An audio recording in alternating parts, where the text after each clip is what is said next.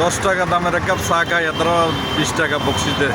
জুয়েল ভাই, বাংলাদেশ পরিসংখ্যান ব্যুরোর রিপোর্ট অনুযায়ী আমাদের কিন্তু আমরা এখন বর্তমানে যেখানে আছি এটা কিন্তু সবচেয়ে বড় ধনী জেলা। আমাদের বাংলাদেশের মধ্যে সবচেয়ে ধনী জেলার মধ্যে নোয়াখালীর মধ্যে আছে। আপনার অনুভূতি কি? হ্যাঁ, আমার অনুভূতি হলো, ধরেন আমাদের নোয়াখালীতে 10 টাকা দামের এক কাপ চা খায়, এতটা 20 টাকা বকশিস দেয়। বকশিস এই জন্যই ধনী না? হ্যাঁ, এই জন্য। আর আরেকটা কথা হচ্ছিল কি, আমাদের হোটেলগুলোতে সন্ধ্যার পরে গেলে আপনারা কিন্তু টোকেন ছাড়া খেতে পারবেন না, এত পরিমাণ ভিড়। ঠিক আছে, ভিড় তো আছে, হ্যাঁ ঠিক আছে, সব জায়গায় ভিড় আছে।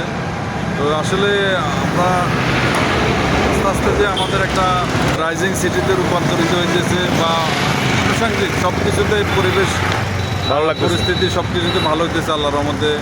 তো আমরা সবাই আসলে এই নোয়াখালী জেলাকে ভালোবাসি।